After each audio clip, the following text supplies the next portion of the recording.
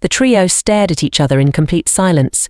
Before DX Nox spoke up, "Lumi, how are we going to get to the banquet?" Just as he finished speaking, a letter appeared before them, slowly gliding down, landing in their center.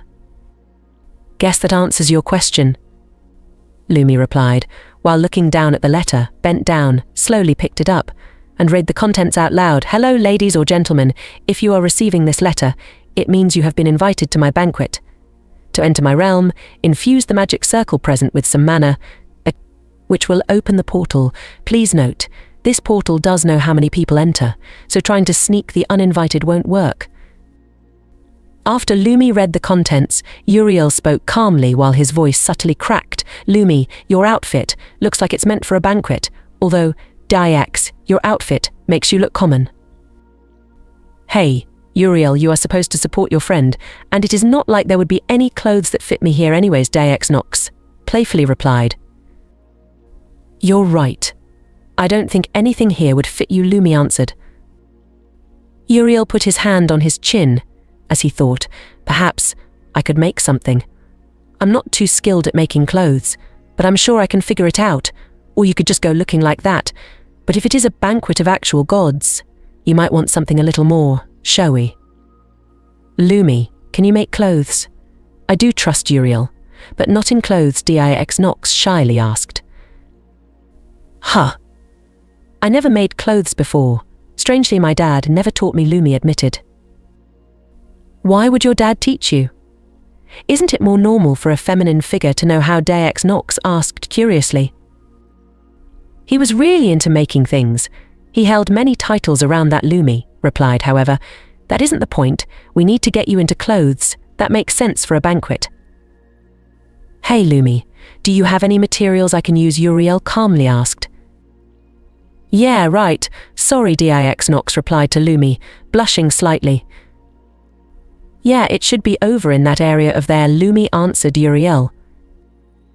Uriel began calmly walking toward the storage area Lumi pointed out, while Dx Nox and Lumi were left alone, standing in the main area.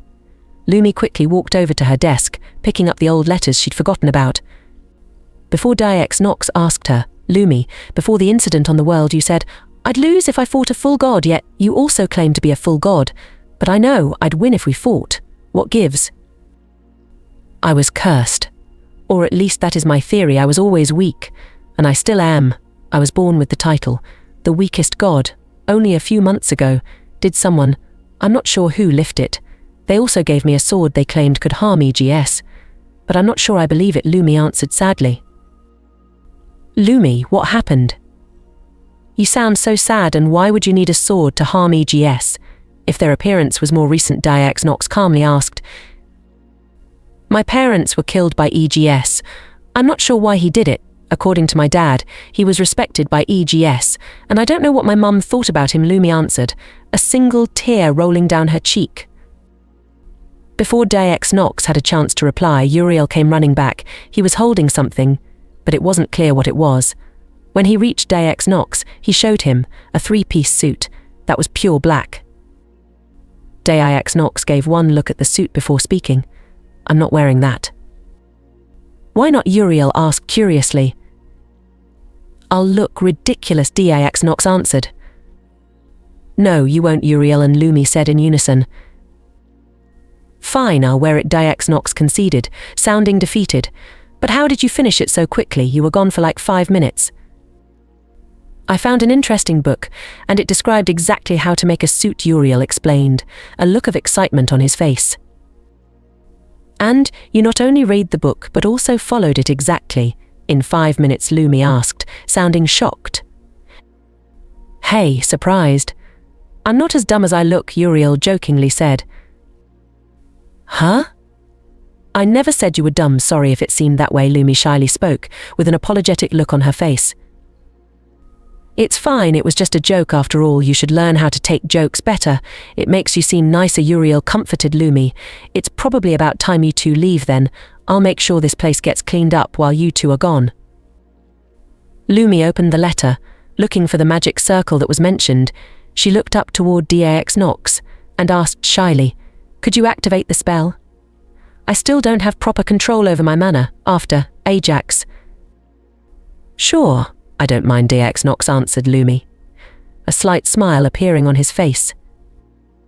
DIX Nox reluctantly grabbed the suit that Uriel made him before he walked off to put it on. Lumi looked at Uriel, realizing she was alone with him, deciding to ask him not that long ago, you and DIX Nox were fighting, yet now you are acting like that didn't happen. Why? Is it bothering you? I know I'm not perfect. I let my emotions outweigh my friendship. Uriel calmly spoke. The thing is, about DIX Nox. I'm his only friend, the first one he had in quite a long time. He has been through a lot, and I'm not going to put him through that again because we had a little argument. It's not that it's bothering me, I just didn't understand how you acted so close when the mark he left on your neck is still there. Lumi calmly spoke. Guess it doesn't make sense when you put it like that, but does it need to make sense? It was my fault he got so angry, so I'm not going to be the one to end this friendship. I'll leave that decision to him, Uriel explained, a small smile on his face. Looks like DIX Nox is ready. And I look ridiculous, don't I? DIX Nox shamefully asked. No, you look good, Uriel claimed while holding back laughter. Sure, I do, DIX Nox replied. Lumi, can you hand me the letter? Sure, Lumi says, reaching for the letter. I'm sure the letter gets destroyed after use, so we need to be quick. The trio stared at each other before Uriel went in to hug DIX Nox, while jokingly saying, Hey, don't die in there. All right, Lumi, let's go. We'll see this jokester when we get back, DIX Nox said. DIX Nox slowly opened the letter, looking for the blue magic circle on the back, and he put his hand against it, flowing his mana through it like it was second nature. Instantly, a portal appeared in front of the trio as the letter burnt away. The portal was opaque, had a purple outline, and emitted no sound. Lumi and DIX Nox slowly stepped toward it.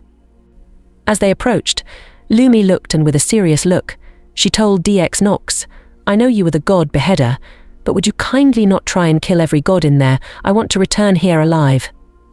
Surprised at the sudden change in mood, DIX Nox answered back, Sure, if you really think it helps. Both DIX Nox and Lumi walked through the portal, their footsteps in unison as they crossed over, into a majestic place, the walls plated with gold and the floors made of pure marble. They stood, appearing in front of a sign, leading them to the guests.